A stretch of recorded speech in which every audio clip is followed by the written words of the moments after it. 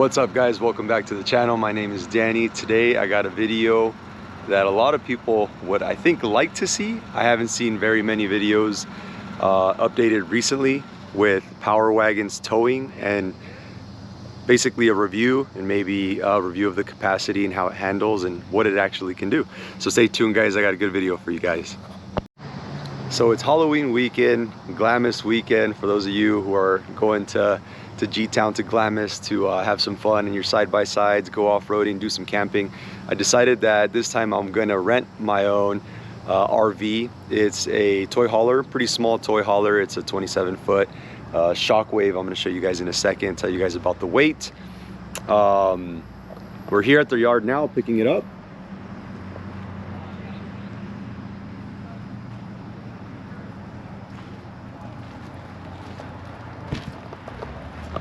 There she is. Pretty small trailer in comparison to some of the stuff that guys are normally towing. You can kind of see it's on unlevel ground right now, but you can already see that it's squatting a little bit. This is unloaded. So the trailer right now is 3,318 kilos, so that translates into about a little over 7,300 pounds. Let me double check that for you guys right there. Boom, 7,314. That is dry weight.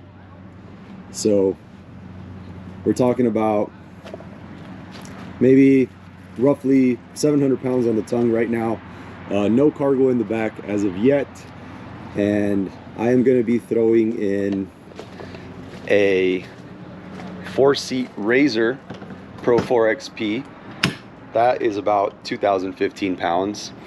So as you guys know, if you guys have been looking at either buying a Powerwagon or towing with your Powerwagon, oh gosh, it's dark in here. It's pretty small in here. So I've got the narrow Razor, so I shouldn't have an issue fitting that in here. But I got this smaller trailer just because it's going to be a little bit easier for me to handle. I am not going to claim to be an expert at towing or RVing, so we're gonna learn today. So after I load this Razor in here, we're not gonna put any water or fuel until we get a little bit closer to the area, because I don't want to be towing, obviously maxing out the suspension on this Powerwagon. Here's my hitch. I bought a 6-inch drop bulletproof hitch. This is pretty expensive. It's got the 2.5-inch bracket, so I don't have a sleeve. Normally if you guys buy a 2-inch bracket, you have to throw a sleeve in there and then throw the hitch in the sleeve. I don't really like that. I wanted to have something that was already a 2.5-inch so I wouldn't have any issues. Obviously this is overkill for the Powerwagon. 2 5/16 ball and 2-inch ball at the bottom, all hooked up already. This thing does have trailer brakes, so that's going to be assisting. I am surprised at this level of squat on this guy right now. Thank you, sir. Yep, there's the bump stop. Pretty close. So we might be hitting bump stops.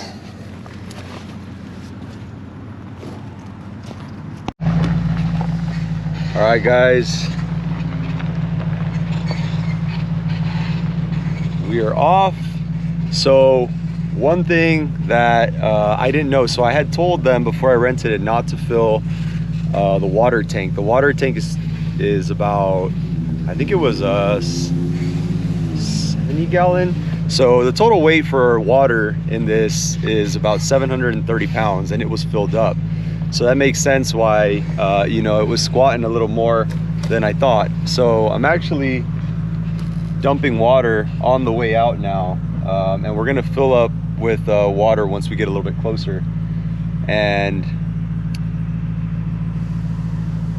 because the only thing I want to throw in there right now is the Razor and, you know, some luggage.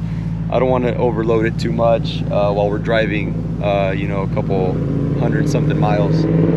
So we'll see how it feels right now once I pull out.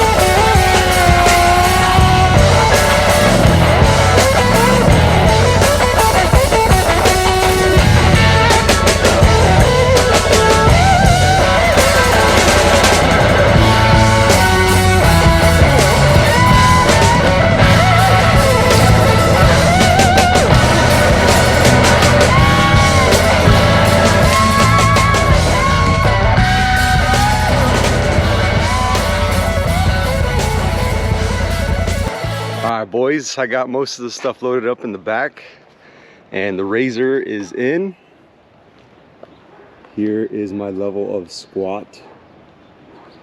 I still need to pull the razor up a few inches, but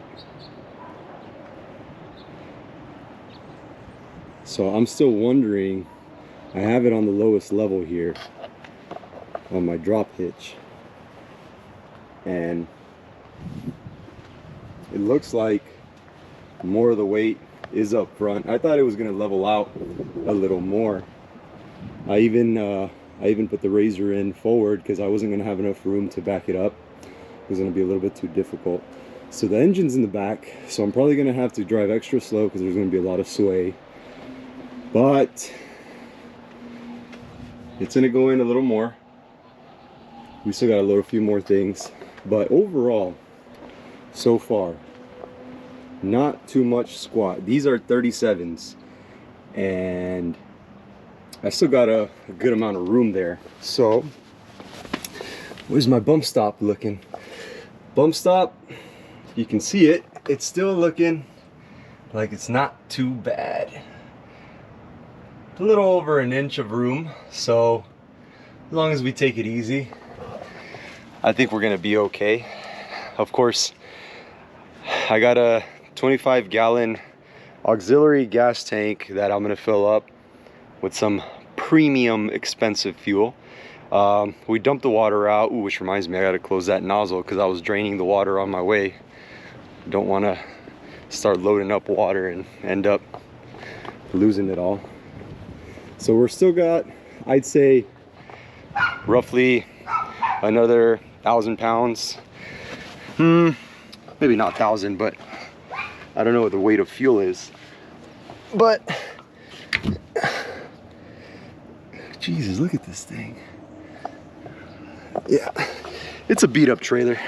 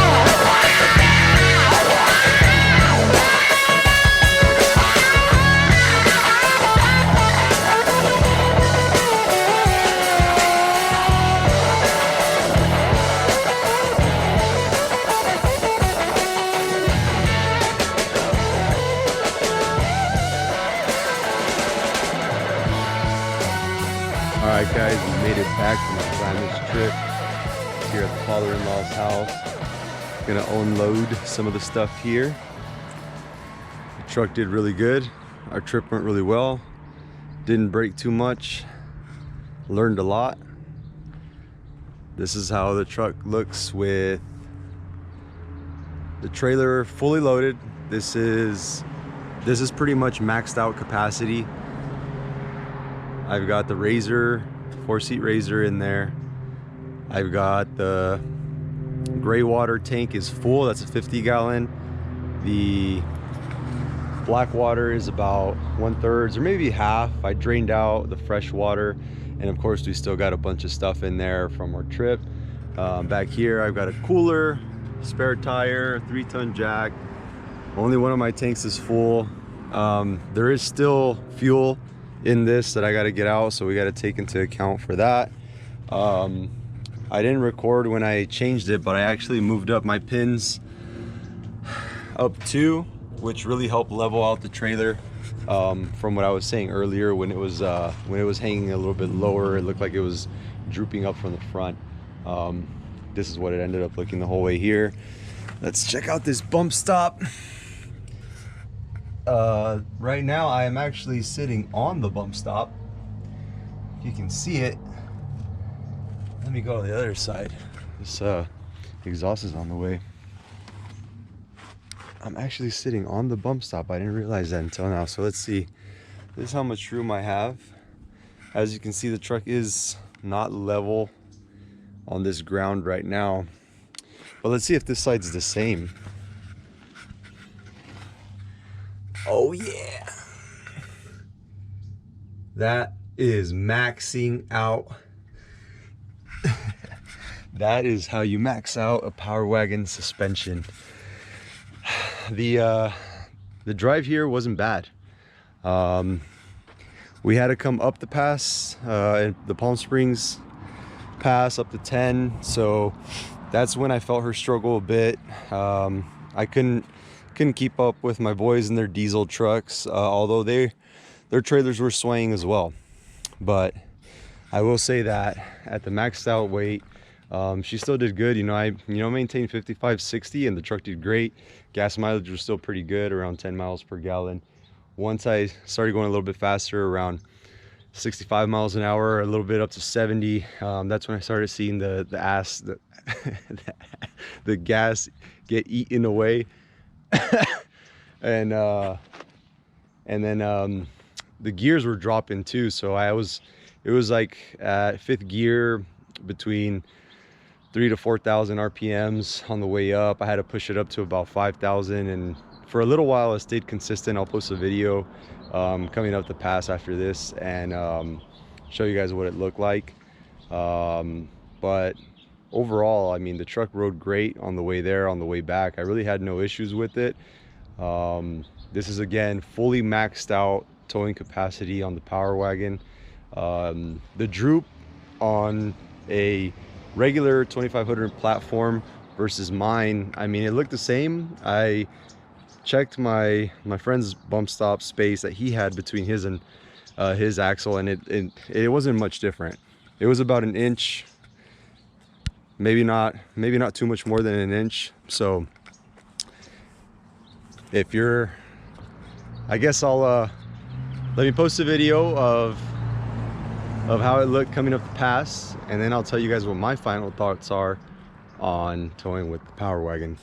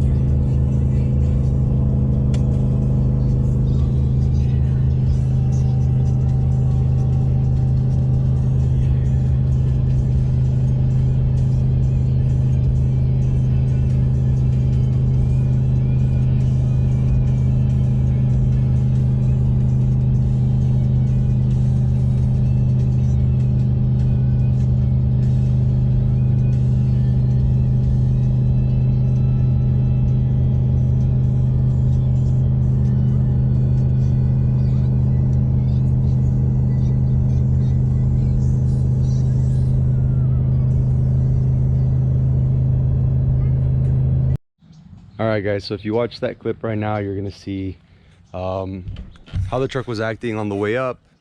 You saw that it was probably a little bit bumpy, but I'm not sure how much bumpier it is than, you know, a non-power wagon or a traditional 2500. I was getting passed up by, you know, tons of Power Stroke and Duramax trucks, you know, going 70, some 75, some fifth wheels, you know, some traditional ball hitch, and I'm kind of amazed at how fast. But for somebody like me that's you know, I've never really towed, I'm pretty new to this, I'm new to the sport, I'm new to all this, so I felt very comfortable. I didn't really have any issues. I think for people that have a lot of experience towing, maybe you're tired of your diesel truck and you're trying to get out of it and you're wondering if a power wagon would be worth it for towing, as long as I guess you're towing no more than, like I said, I'm stock right now, right? I haven't added any coils or airbags or anything like that's really going to help you out. But if you're not trying to spend all that extra cash and you want the Power Wagon platform, I think that you can really max. I was probably a little over, you know, for about 60 to 70 miles from the last gas stop until we got to Glamis. We stopped at Red Earth Casino and filled up the 100-gallon tanks. So if you are looking to get into a power wagon, or maybe you're looking between a power wagon and the new Rebel, would I switch from my power wagon to a Rebel? At this point, I don't think I would. I don't think that I would pay the extra price. I already have a level 3 power wagon, and you know, this thing's fancy. I mean, it's got everything. The heated and cooled seats. I want to show you guys what the trip meter said. Let me show you guys what the trip meter says. Yeah, so she wasn't doing very good on fuel there. But let's scroll down. So you see I reset that when we started towing, but I'll show you what the trip info is. So 420 miles total round trip, and I got 8 miles per gallon, and it was a total of 12 hours of drive and idle time. I will say that there was a good amount of idle time, so take that into consideration. On the way down, I mean, I was getting like 11 miles 11 miles per gallon, and then right now on the way up it was really struggling through the pass, and I think that's where most of it, you know, I filled up a couple times. Right before we left Glamis, I didn't fill the tank up all the way, just because I still have fuel in the reserve tank of the trailer that I'm going to put in the truck now so that I can keep that fuel. But as far as trading, I would say that given my situation, that, you know, I have my Razor that I'm using for having fun off-road. I probably won't be pushing the Power Wagon into some crazy trails or anything like that anytime soon. I still got to fix some other issues with it. Those videos are going to be coming up. I don't think I would trade for a Rebel. I don't think that the $80,000 MSRP is worth it. Just to get, I mean, all you're getting is a locker. I think you can manage with getting, you know, a Laramie package, like a Laramie A package or something lower, and you're gonna be fine. I mean, I think the Rebel's gonna have a lot of the Power Wagon trim levels, so you can probably get a cheaper Rebel if you really wanted to, but I don't know if it would really be worth it. I didn't have to use my lockers at all to get out. Even maxing out this trailer, I didn't have to use them. 4-wheel drive high was fine for just some of the soft sand that I was in. Really no issues. So this was my family and I's first time hauling an RV, and we just wanted to see if we liked it, and we do like it. So I think we're going to be looking to get into an RV soon, a toy hauler, but I'm probably going to want a 27 foot. This is a 24 foot and it fits the Razor, but it's a little tight, so I think I want something bigger. And I think that's also going to make a difference in how the Powerwagon tows when I have a slightly bigger trailer. So I could look into just upgrading the rear suspension a bit. Maybe I'll do that instead of trading in and spending more money, or maybe I'll just go diesel and, you know, not have to stop at the gas station so much. There's a lot of trade-offs. So I think for now we're keeping the Powerwagon. We'll see what happens with the engine in the next few months, but that's my overall thoughts. Sorry, I'm like dragging on. I'm just kind of shooting from the hip right now, and I'm kind of avoiding unloading all this stuff, but I gotta go drop this trailer off. The good thing is I don't have to clean it because I got the convenience package, so I can turn it in a little bit later, and I don't even have to clean it up. I just got to take my crap out of it, which is great. So thanks for watching, guys. If you guys have any questions, or if there's something that I missed and I'm not really covering, let me know, you know, or ask me on Instagram. I'm pretty active on that, so you can ask me any questions you have on there.